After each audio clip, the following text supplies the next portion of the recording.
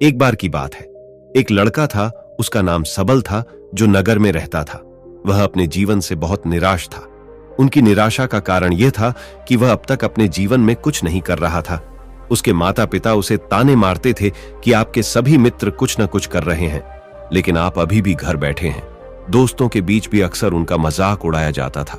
वह कहीं जाता तो लोग उससे पूछते कि आप क्या कर रहे हैं। उसे यह बताने में भी शर्म आ रही थी। वह कुछ नहीं कर रहा था। धीरे धीरे उसने रिश्तेदारों से मिलना जुलना कम कर दिया और लोगों से मिलना भी बंद कर दिया। वह ज्यादातर समय घर पर ही रहता है। वह अकेला रोता है और भगवान को कोसता है और अपनी किस्मत को दोष देता है। अब उसे अपना जीवन बोझ लगने लगा था। कभी कभी वह सोचता कि कब वह कुछ करने के योग्य बनेगा, और फिर वह सोचता कि जिंदा रहने से अच्छा मर जाना है। एक दिन वह अपने नगर की एक गली से गुजर रहा था। तभी उसने देखा कि एक उपदेशक दुख और परेशानियों पर उपदेश दे रहा है। वह भी उसी भीड़ में सबसे पीछे बैठ गया और गुरु के प्रवचन सुनने लगा। उपदेशक कह रहा था, दुख एक शिक्षक की तरह है जो हमें जीवन की सच्चाई दिखाता है और हमें जीने का सही तरीका सिखाता है। आप चाहें तो जिंदगी जीना भी सीख सकते हैं। गुरुजी उपदेश दे रहे थे कि तुम चाहो तो कुछ भी हासिल कर सकते हो, और अगर चाहो तो एक कोने में बैठकर रो सकते हो। इन सभी बातों को सबल ध्यान से सुन रहा था, लेकिन शिक्षक की यह बातें पसंद नहीं आई। उसने खड़े होकर कहा कि कुछ भी सिखाने से दुख दूर नहीं होता। इसमें केवल दर्द होता है। दुख की पीड़ा अनंत है। ऐसा लगता है कि इसके बाद कुछ होने वाला नहीं है। इससे कुछ भी फर्क नहीं पड़ता है। इसके सामने तो मौत भी छोटी लगती है। उपदेशक ने कहा, फिर तुम्हारा दुख क्या है? सबल ने उसके सामने अपनी सारी व्यथा सुनाई और पूछा, मेरे दुख का कोई उपाय है तुम्हारे पास? यह सुनकर शिक्षक मुस्कुराए और बोले, तुम उस दिन मेरे पास आओ जब आपके जीवन में वास्तविक दर्द हो। मैं आपकी समस्या का समाधान अवश्य करूंगा। यह कहकर गुरु वहां से चला गया। सबल ने सोचा, कहीं मेरा दुख नकली तो नहीं है?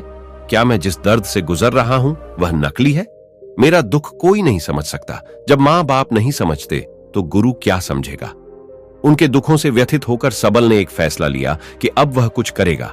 सबल ने एक छोटा व्यवसाय शुरू किया, पर उसे सफलता नहीं मिल रही थी।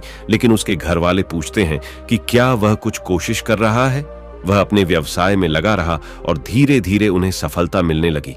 फिर उसने गति पकड़ी और केवल 3 साल के अंदर ही वह एक बड़ा बिजनेसमैन बन गया। अब सबल के आसपास ऐसे कई लोग थे जो उसकी परवाह करता था, जो उससे प्यार करता था। अब उनके परिवार के सदस्य भी उसकी तारीफ करते नहीं थक रहे थे। दिन ब दिन उसके मित्रों की संख्या बढ़ती जा रही थी। अब वह अपनी जिंदगी से बहुत खुश था। उनके कुछ दोस्तों ने उन्हें सलाह दी कि जब आप एक बड़ा बिजनेसमैन बनकर बहुत खुश हैं, तो सोचिए आपको कितनी खुशी होगी अगर आप इस शहर और इस राज्य के सबसे बड़े बिजनेसमैन बन जाते हैं। कितने लोग आपसे जुड़ना चाहेंगे, आपकी कितनी बड़ी ख्याति होगी, और स्वयं राजा भी आपसे दोस्ती करना चाहेंगे और जरूरत पड़ने पर ही आपसे पैसे उधार लेंगे। दोस्तों की यह बात सबल के मन में घर कर गई। अब वह और पैसे कमाने की कोशिश करने लगा, लेकिन उसे यह सब बहुत ही जल्दी चाहिए था।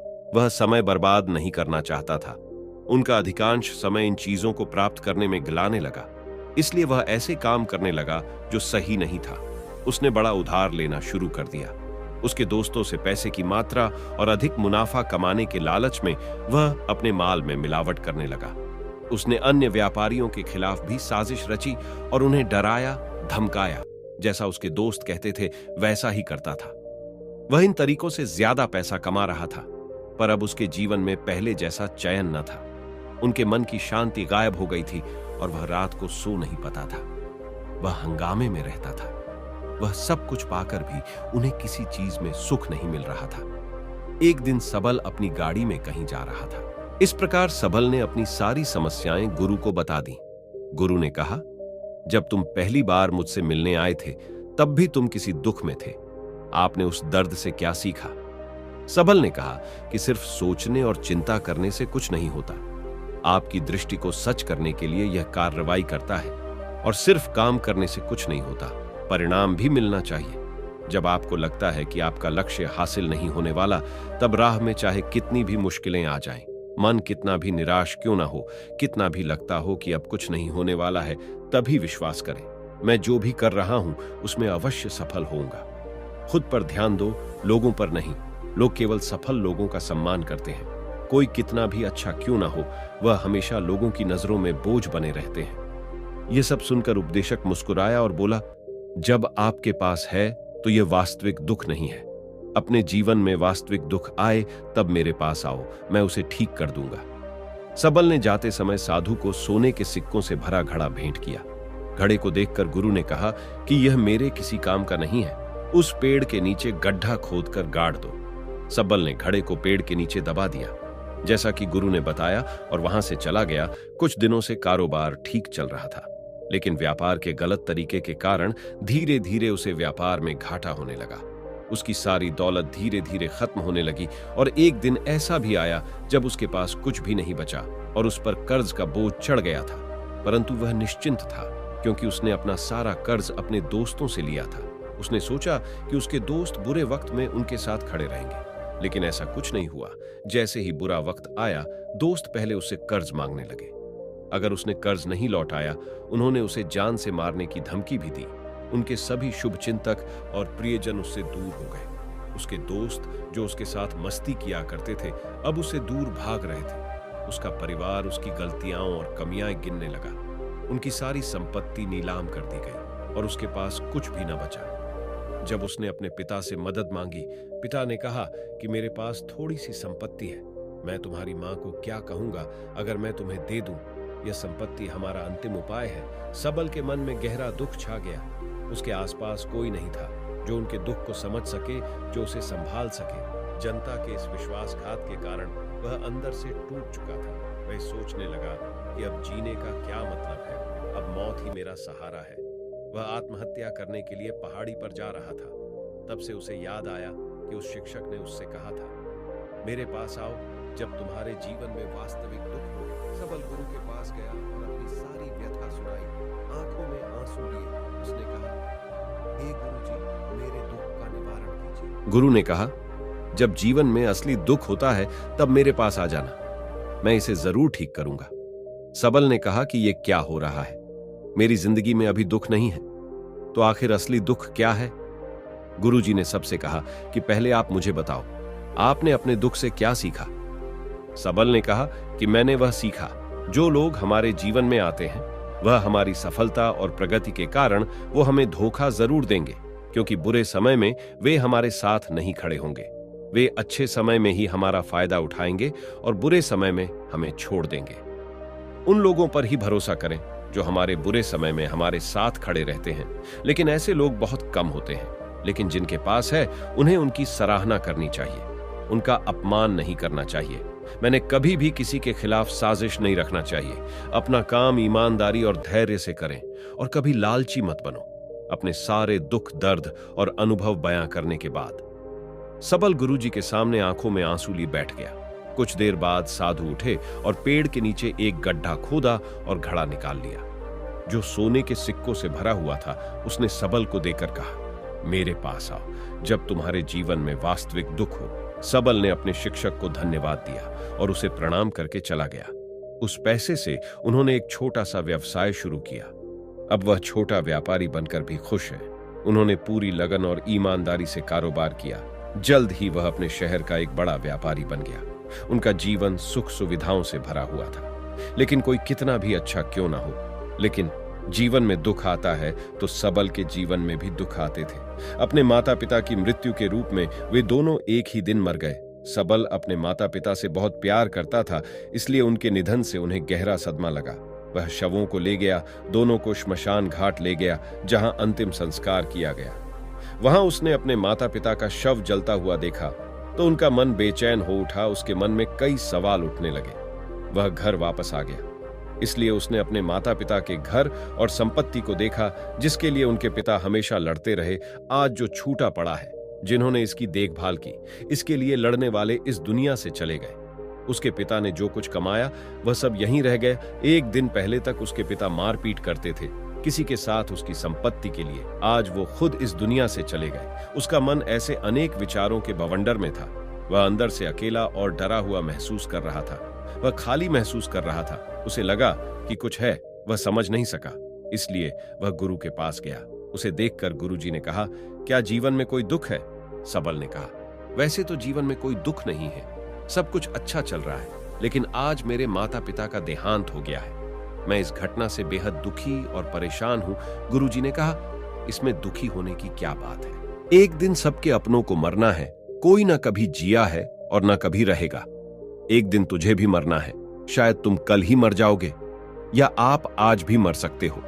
सबल ने कहा, क्या कह रहे हो गुरु जी? मैं भी मर जाऊंगा, लेकिन मैं अभी जवान हूं। गुरु ने कहा कि सब जी रहे हैं इस भ्रम में कि मृत्यु केवल दूसरों को आती है, बड़ों के पास ही आती है। लेकिन जवान और बूढ़े मर जाते हैं, बच्चे मर जाते हैं। मौत का उम्र से कोई लेना देना नहीं है, यह सभी को प्रभावित करता है। मास्टर जी की ये बातें सबल के मन में घर कर गईं और वह चुपचाप चला गया। लेकिन उसका मन अभी भी बेचैन था, वह खाली महसूस कर रहा था। वह सारा दिन अपने बारे में ही सोचता रहा कि वह कौन है, वह इस दुनिया में क्यों आया है, क्या जीवन का लक्ष्य केवल चीजों को खाना और मरना है? ऐसे कई सवाल उसके दिमाग में लगातार उठ रहे थे, लेकिन उन्हें अपने किसी भी सवाल का जवाब नहीं मिल रहा था और उसका दुखाख दिन ब दिन बढ़ता ही जा रहा था। इसलिए कुछ दिन बाद वह फिर से गुरुजी के पास पहुंचा और बोला, हे स्वामी, मैं बहुत दुखी हूं, क्योंकि मैं यह नहीं जान पा रहा हूं कि मैं कौन हूं और मैं इस दुनिया में क्यों आया। यह सुनकर गुरुजी मुस्कुराए और बोले, आज आपके जीवन में पहली बार सच्चा दुख उत्पन्न हो गया है। यह वास्तव में दुख कहलाने के लायक है। हम नहीं जानते कि हम कौन हैं, हम क्यों आए हैं, क्या करें, कैसे करना है। सबल ने अपने गुरु से कहा कि उसकी दुर्दशा दूर करो। गुरु ने कहा कि हम सभी इंसान हैं, जीवन भर संग्रह करते रहते हैं। सबल ने कहा कि सभी इंसान जीवन भर धन, सम्मान, परिवार, प्रतिष्ठा, मित्र, शत्रु आदि जमा करता है। गुरु ने पूछा, क्या हम एकत्रित की गई चीजों में से कुछ भी अपने साथ ले जा सकते हैं? सबल ने कहा, कोई भी इंसान अपने साथ कुछ भी नहीं ले जा सकता, वह सिर्फ अकेला ही जाता है। मेरे माता पिता भी अपने साथ कुछ भी नहीं लेकर गए। सब कुछ, धन संपत्ति, वैभव, सब कुछ यहां पर छोड़ कर गए। शिक्षक ने कहा, अब मेरी बात ध्यान से सुनो। इस संसार में हमें जो संग्रह करना चाहिए वह हम नहीं करते। चीजें हमारे सामने होती हैं, लेकिन हम उन्हें देखने की कोशिश नहीं करते। हमें इस दुनिया में जो कुछ भी इकट्ठा करना है वह हम खुद हैं।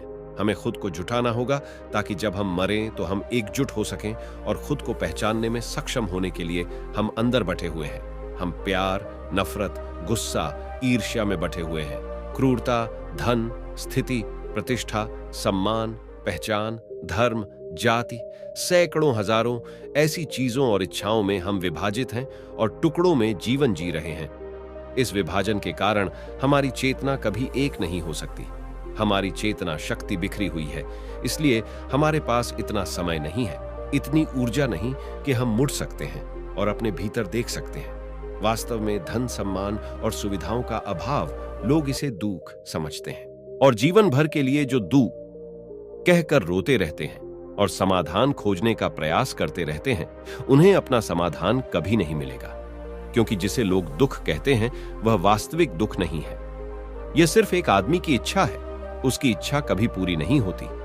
इसीलिए व्यक्ति को कभी उनके प्रश्नों का समाधान नहीं मिलता। इसलिए इन सब से परे, यदि आप अपने दुखों का अंतिम समाधान चाहते हैं तो सबसे पहले खुद को समेटो। इस दुनिया से अपनी ऊर्जा वापस ले लो और इकट्ठा करो।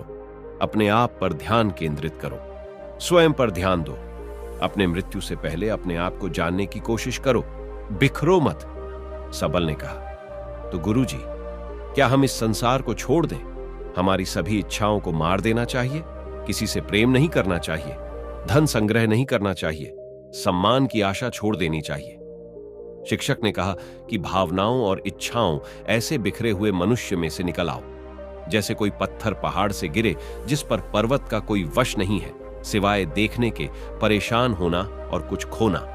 वैसे ही बिखरे हुए मनुष्य की इच्छाएं बेकाबू और दर्दनाक हैं। उसका अनियंत्रित मन इच्छा करता रहता है और कल्पना करता रहता है और यह दुख देता है। लेकिन जब एक व्यक्ति अपने मन को एकत्र करता है तो वह जो कुछ भी करता है वह उसके नियंत्रण में होता है। फिर उसकी इच्छा से इच्छाएं भी उत्पन्न होती। सबल ने कहा कि आपने मेरे असली दुख का समाधान कर दिया।